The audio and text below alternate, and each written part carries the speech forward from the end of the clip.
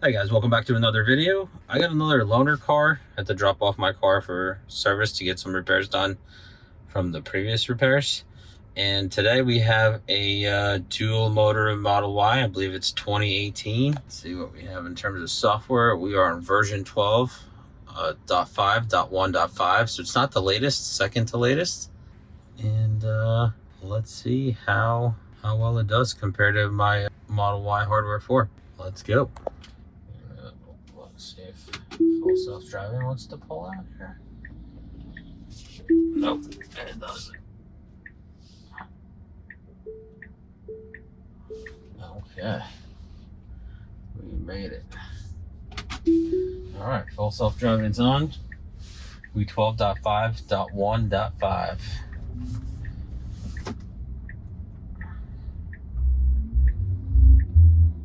So far, the stops are a little bit rougher than on my hardware 4 Model Y.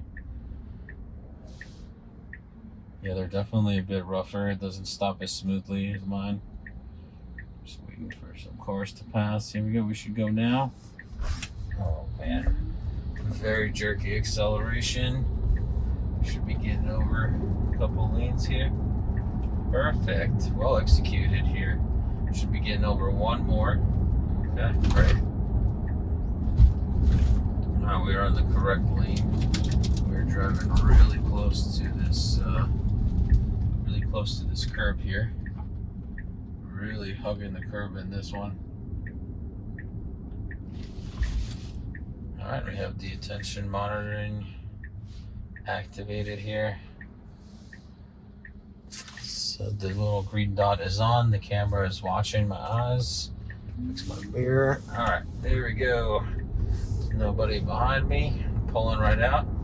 Good acceleration, very comfortable. The car does feel like a different ride. It's a little bit louder. I hear a lot more tire noise than in my newer Model Y. And this car has almost 50,000 miles on it. 49,246. Alright, I'm getting nagged. I'm looking at the screen too long. But overall, so far, very, very comfortable ride. My mirrors are set to where they are on my car, which is super convenient. I love that the profiles transfer. And looks like the UI updated, so the map moved over to the top right corner. I don't know why I couldn't do that manually. That was kind of strange. We're doing 46 and a 45. Gonna be coming up to some construction zone here, it looks like, possibly. Just gonna push the car just a little bit. Wow, the acceleration is definitely jumpier on here. So this Model Y has the sport mode option, because anytime you get a loaner vehicle, they're all like basically fully loaded with everything they could possibly have. So it has FSD, it has acceleration boost, and any other, it's got like a rear spoiler on the back, like the little one that goes around the trunk. So they try to, I guess, accessorize these as much as they can to let people experience all the features, which is a smart thing to do, because it might, even though it's an older model, if the older model is performing, at its peak, then, you may consider buying the same upgrades on the newer model for yourself. Yeah, this speed limit started at 35 here in this work zone. There's no work actually happening, so we're going 47 into 35. And the car is automatically choosing the speed. Oh, there we go. Yeah, coming up on some work road here. Looks like they're burying something in the ground. A lot of little rattles here and there that, I'm not used to. Let's see here. Oh yeah, this is how the glove box should open. It just flops open all the way. Oh, a little too close to the yellow cones here. Yeah, mine only opens like 2-3 inches. So I'm hoping that we'll finally repair that.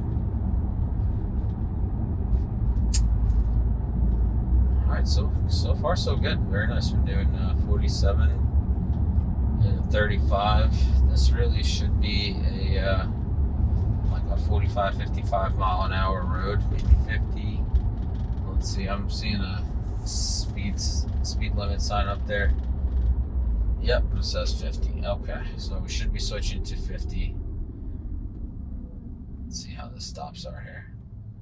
It does do a nice roll up to a stop.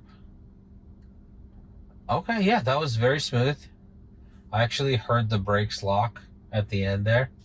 Yeah, this was a very nice, smooth stop. So I guess we'll probably take some time and go over the saga with my maintenance that I keep bringing the car in for. So when I picked up the car originally, I discovered some dents on the doors, and I'll put up pictures or video of this.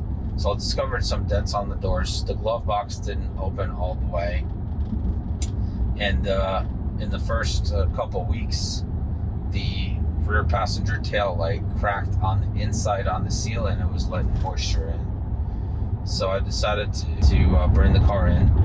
Also, I just discovered a bunch of chunks of something in the paint, in the passenger rear door, and under the, like on the side by the hood.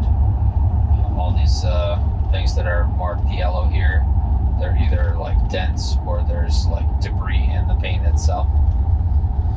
So they took the car on August 16th, and basically they told me it was going to take about a week to get all the repairs done. They gave me a loaner car, which is the Model 3 that I was driving prior in my previous videos, and everything seemed good. That was my first ever service, so I didn't really know what to expect. The loaner, you don't have to pay for supercharging, which is fantastic. So everything was great. About a week later, I heard back from them and said that they would need the car for a little bit longer because the body shop is backed up with other cars. So they have a body shop next to the location where I took my car, which is like a half a mile away. And they also have a body shop that's like in another state, like 25 minutes away. And for some reason, they chose to, oh wow, this accelerator is very sensitive. For some reason, they chose that body shop. I guess maybe they were trying to, be on the faster timeline. So they sent the car over to the body shop in Pennsylvania, and they did a great job on the paint. That was my one concern. I was worried that if they had to like touch up the paint or repaint some panels of the car, that it would be like a different discoloration or anything. But they did a really good job on the paint, and they did a really good job removing the little dents on the doors, and pretty much fixing all the imperfections. I did find like a couple small grains of sand on the rear quarter panel on the passenger side, which I'm probably just gonna leave the way it is. Like after they repainted, they had a little debris in there. But then I always take a 360 video of the car when I drop it off. That was just something that was recommended on one of the videos that I watched for the pickup of the car. It was new. And then I do the full 360 video of the car right before I give it to them in their parking lot. And then I do the full 360 of the car, of the interior, just in case. You never know. Anything could happen. And boy, am I glad I did. Because the car took about 3 weeks. They finally called me like 3 weeks later and said, okay, the car's ready for pickup. So I go and I pick up the car, and the car was on the charger. They charged it up for me. Everything was great. The only thing that I thought was kind of odd that they asked me to like pull the loaner in myself and then put it on the charger and then take my car and kind of like move the car around and like around all these other customer cars in really tight space. But I was happy to do it because they charged up my car, so I was like, okay, no problem. Like I'll plug in the loaner, and I had charged up the loaner before I drove it to them this way. Like it didn't need that much more charge because they gave it to me with like 70% charge, so I returned it with about the same, just to just for courtesy. So I took a video of the car and where it was just before like I even unlocked the car or anything. I took a video of the outside, and I started noticing like these little things. So there's a bunch of scratches on the B pillar where the camera was, and like I'll put them up so you guys can see them. Also, there was a scratch on the glass roof at the top, like just like a scratch, like somebody had put something on top of the roof, and when they were pulling it off, it like left a scratch towards it's like about half an inch. You can see the picture here. And then I was driving, so I took the car, and then I also noticed that the rear driver light that they replaced, it wasn't level at all. Like it was like, out of level with the light next to it. Not like it would come from the factory, it would be nice and even. And then they did replace the light, and it worked, everything was fine, but it just wasn't level for some reason. I don't know, just the quality control on these things was just non-existent. And the other thing was the glove box. And I sat down in the car, I opened the glove box, and it still doesn't open. Same issue. And they like had put in the notes that they replaced the glove box and everything, and the glove box just still didn't open. So I went back inside and I was like, look, I gotta show you all these things that I have going on. Like I don't know what happened here. So they just said, sometimes these things happen. Like we understand, we don't have another glove box to install, so we'll schedule service for you. And we'll get these things resolved. We'll get the light leveled, we'll get the glove box replaced again, and try to figure out what the issue is there. So I was like, okay. So they took all my information. I also said, like, I'm not comfortable having you guys do any more repairs to the car because I can't trust your quality service. So I would like to schedule an appointment at a different location, which is like Lawrenceville, where I originally took the car, is about an hour away. And I have another location, Springfield, which is also about an hour away, just in a different direction. So I said, I would like to schedule my service at that location because it's easier for me to get to it. And also, I didn't trust them to do any repairs moving forward because of their carelessness and like scratching the B pillar and scratching the roof of the car. So they documented everything. They made me a next appointment, which was today, and that's why I dropped off the car and I'm driving around in this loaner Model Y. So as I'm driving home, I'm hearing like a rattling in this left-hand side by the mirror. And so when I got home, I started like looking around, and when they were fixing, I suspect when they were fixing the dents in the door, they had to take the door apart and they had to take off this little plastic piece here by the mirror. And they literally, like, when I went to touch it, like, I'll show you here, it just slides around. At first I saw that there was a big gap, and then I saw that it's like slid around and all the little clips on it were broken. So it was just like loose there, just sitting there. And they returned the car to me this way. Like, obviously somebody knew that it was broken. So just the lack of integrity kind of sucks. And then as I'm looking around at that piece, I noticed that the bottom piece of the mirror right here, as you see in the picture, it's also cracked. And nobody said anything, which, like, I understand things happen and things break during repairs and stuff, but somebody should have been like, they had the car for 3 weeks. So somebody should have replaced those parts and just tell me that, like, oh, we have to keep your car a little bit longer because we did all, we had to replace these additional parts where we found, I don't know, some issues with them or whatever. Instead, they didn't say anything, and then they're just like waiting for me to find all these things. So, I left there like feeling okay about the situation, but then after finding these additional things with the mirror and these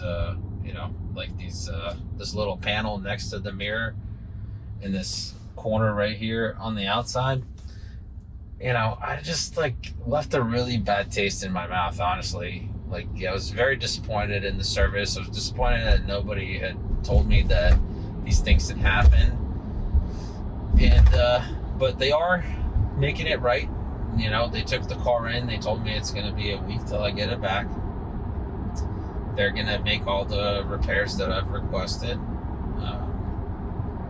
I'll see what they say, basically. They said that they will communicate with me as they're doing the repairs to make sure that, everything's good and they get everything resolved for me. So that's the current saga with the maintenance on the car. And it's a brand new car, right? So I'm so happy that I had the video of when I dropped the car off, because you can clearly see on the video when I dropped the car off on the B-pillar, there's no scratches. It's not the cleanest B-pillar, but there are no scratches. And then you see when I picked it up 3 weeks later, and there's definitely visible scratches on the B-pillar. So it was, it didn't feel good.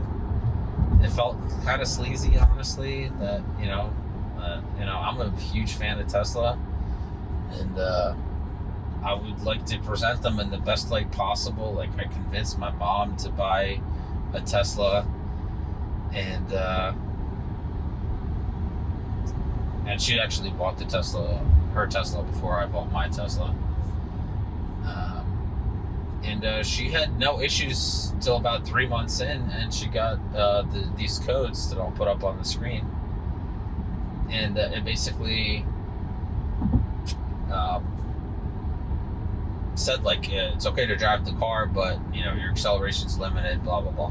There's a bunch of stuff. So when I was in for my original service in Lawrenceville, I showed them the codes, and they were like, oh, no, you should tell your mom that, she shouldn't drive this car. You guys should tow it to the service center, which the screen didn't say that. And we made an appointment, like a regular appointment through the app, and it gave us a date like a month out. So she would have been driving this car with this message for a month if I didn't ask at the service center what we should do. And basically when they brought her car in, they said, there's something going on with the battery and we have to replace the whole battery. So they replaced the whole, high voltage battery on her car. And we were surprised by that because they didn't really tell us how they're going to fix it. They just kind of did it and then let us know in the invoice at the end that, like, oh, these are all the things that we did. And she also had an issue with this same piece here on the left where it was like fairing out a bit on her vehicle for some reason. So we asked them to take a look at that piece as well. So we left the car there. It took them about a week to do repairs on her Model Y. And our Model Ys are both blue. So, it's hard to keep track of them, but I'm doing my best to show you, like, all the pictures. So we come back. They call us like a week later and tell us the car's ready to be picked up. So we were very grateful that they were able to work on the car as soon as it got towed there. We were told to call roadside assistance and have the car towed to the service center in Springfield. And they replaced the battery. They checked that little piece that was fairing out. They replaced that piece as well. And they called us and they said, okay, the car's ready, come pick it up, everything's great. So my first thought when they said that they replaced the battery, I'm like, okay, well, I mean, I've never gone through a service like that before, and like replacing a battery on an electric vehicle is the same as like replacing a whole engine in a gas-powered vehicle. So I'm like, well, this seems like a really big deal. So I just, when we got there, I was like, well, can you show me some paperwork on like the type of battery we got? And I just want to compare it to what we had and make sure we're getting like a new battery and for my mom's Model Y, and that it shows that it's a new battery and it shows that it's the same as what we had before, because I didn't want to, you know, disengage there to give that guy some more room to get onto the road. For some reason, FSD was not letting them in. So, you know, I basically talked to the gentleman and I said, oh, can you provide us some paperwork on the new battery that you installed? I want to see maybe like I don't know, some kind of invoice or a receipt that says like, this is a new battery, this is the serial number of this battery, like this is the warranty on this battery. Nothing. They couldn't provide anything at the time, and the gentleman said, like, I understand what you're asking and it totally makes sense. Let me talk to my manager and they'll contact you a week later. So I was like, well, they said they'll contact you within a week to provide that information to you. So I was like, okay, fine. This was like September 3rd. And today is September 20th, if I remember correctly. Yes. So September 3rd, they told me they would get me this information within a week. Somebody will just send me the information, or they'll reach out to discuss it, blah, blah, blah. Didn't hear anything from anyone. I don't really bother calling them anymore, because every time somebody picks up when you call, they just put you on hold right away. They just say, please hold, and then they put you on hold. They don't ask like what you're calling about and nothing. They just put you on hold, and then you're sitting on hold for like an hour and 20 minutes. I've sat on hold a couple times, and then nobody ever comes back. I have to hang up and call back, and then the same exact thing happens. And like at one point I was like, don't put me on hold, and then the guy just put me on hold, and I was just pissed. So I actually had my dad, he works by the service center, stop by there and just hand the phone to the person so I can tell them what was going on with my mom's car when it got towed there, because I just wanted to like explain to them, you know, what we experienced, so they have additional information, and they'll be able to do, you know, a solid job fixing the car. So I'm digressing. So let's go back to the timeline. So they call us, they call my mom a week later, and they say, okay, your car's ready to pick up. We replaced the high voltage battery. So, you know, I request the information on the battery. They don't have anything. So just like for my car, oh my gosh, okay, we were moving over here. Okay, that was pretty good. It was pretty smooth. So they returned the car to us. So I did the same thing as I did for my car. We recorded the outside of the car before, like at the drop off, and then we recorded the outside of the car at pickup. And as I was recording, I noticed that her mirror, like the piece behind her mirror, is not seated all the way.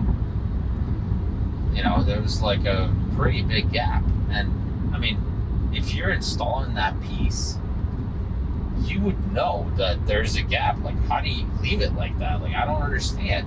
Like, just the attention to detail is just not there. It's like almost like the guys that are performing, or, you know, the person that's performing this service, it's like they don't care. They're just like, oh yeah, I'm just gonna pop this on. Oh, it didn't seat all the way. It doesn't matter. You know? So we point that out to them. So this pickup took a lot longer because they had to like pull the car back into service, get this piece seated properly. It still slightly flares out. It's better than it was before. It still slightly flares out on that side. And I think the issue is like the window boot itself. It's not the plastic piece that flares out. It's the boot that flares out. But we kind of just left it alone after it got seated properly. And, we took the car back. Everything's working on the car. The car's charging and everything. It's great for her car as well. But she was kind of like upset about the service as well because, there's like unfinished panels that were supposed to be clipped in. And there's just lack of communication in general about the repairs that they did to her car because it was such a major repair. So I went back today to drop off my car to get all my repairs done. And I ran into the same gentleman that was helping us with my mom's car. So I asked him, like, what's going on, man? Like, September 3rd, you told me you guys would reach out in the week. And it's the 20th, I'm just waiting to get some information on this battery. And they basically said, like, oh, I'll remind my manager. That was his response. That's it. It wasn't like, oh, sorry, man. Like, like, whatever the excuse is. There was not even an excuse. He's like, oh, I'll just remind my manager that you waited for a call. So they told me I have to pick up my car in a week. We'll see if that'll actually be the accurate timeline. And I'm hoping that by then they'll have some information on this new battery. Like, this is very aggressive speed up here, and we're kind of like boxing out this truck here from moving into the lane. Accelerating and not letting a truck get over that's ahead of us. Yeah, so basically, that's kind of the maintenance saga that we've been going back and forth, and most of it, the second one's for sure caused by Tesla themselves, by their lack of attention to detail and quality control on the work that they do. Like, it doesn't make sense because it takes me, I have to like lose time at work. I have to drop these cars off during the day. It's not like I can drop the car off at night. That I haven't had like a convenient drop off. It's always like middle of the day, or or in the morning, like 9:15. So I have to, lose time at work. I have to drive there an hour. I have to drive an hour back. I have to pick up 2 loaner cars now. I have to move all my crap from my car. I got little kids, so I got car seats. I got scooters, helmets, all kinds of crap in the car. I have to move all that to a new car. I have to set up all the car seats again. It's just a pain in the ass. And it could have all of the whole second, like, I understand the first maintenance where they have to like repair the things that I found on day one. That totally is fine. I'm totally fine with that. And I'm even okay with it taking the extra time that it took 3 weeks. That's fine. I had a loaner car. I had free charging. It was amazing. That piece of it was amazing. But the whole second appointment where I dropped off my car today, it could have just been completely avoided. It was all caused by, lack of quality control and kind of carelessness on Tesla's part. Oh, we are really tailgating this truck a bit too close for my taste. Now we're backing off a little bit. Good. So, kind of there you have it. I hate to paint Tesla in a negative light, and I'm hoping that I'm having a unique experience here. Because as I said, I'm a huge fan of Tesla. I'm a shareholder. So I'm hoping that I'm the exception to the rule. But between like maintenance of my vehicle and maintenance of my mom's vehicle, it makes me question the efficacy of the maintenance crew that like do the work on the cars. Because, like, just think about it this way. Like, they replaced a high voltage battery on my mom's car.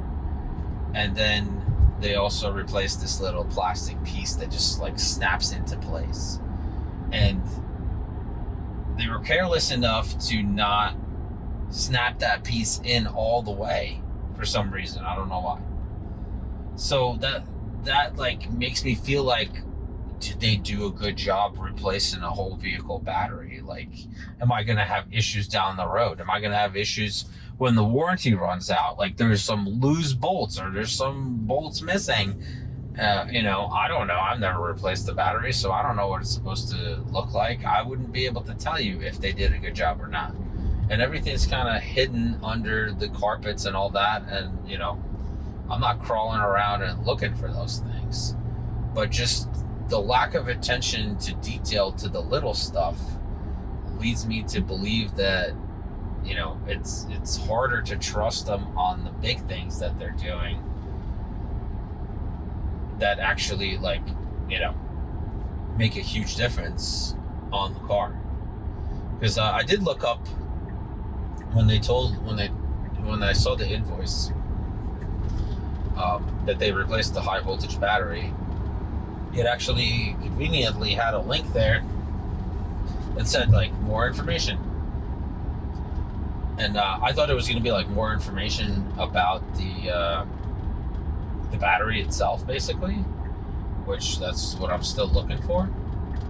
But it was like actual instructions that they followed to replace the battery. So there's like every step described with the pictures and everything. And I thought that was cool that they shared that information, but I have no way of checking if it was done properly. And if I can't trust you to snap in like a crappy little panel piece, then it's hard to trust you to swap a whole battery. And I'm hoping that the people that deal with the high voltage batteries are a whole different crew than the people that deal with the plastic trim on the outside. So they're like, hire certain techs that, really do a really good job. And we won't know, basically. We won't know until something goes wrong. So I'm really happy that they do the warranties on the batteries and they're able to swap that out for us at no cost. Like, that's super cool.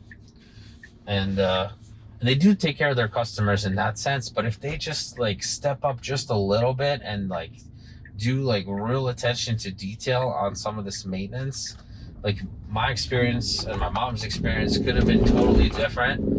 And there's definitely, I'm still gonna recommend Teslas to everyone, but my mom may not. She may say like, oh, I had this weird experience during maintenance, and like the battery in my car died 3 months into me driving a brand new car. So that's weird. But, she does know that she has the warranty and, her car's protected. And she basically was like, I'm a little disappointed that this happened to the battery because I was under impression that I wouldn't have any issues for the first 8 years of owning the car. And I'm like, well, Mom, I mean, if you really think about it, you lost a little bit of time, but you were able to bring the car in. They towed the car in. They replaced everything that needed to be replaced. They fixed everything that needs to be fixed. And they give you a loaner car during that time. So it's not like you lost days of work or anything like that. Or you have to figure out rental cars and then fight with them to pay for the rental car. Like that process is very smooth. So, oh wow, this version 12.5.1.5 on hardware 3 does a really good job slowing down for these railroad tracks and the railroad track sign, which my hardware 4 Model Y 12.5.1.3 does not do that.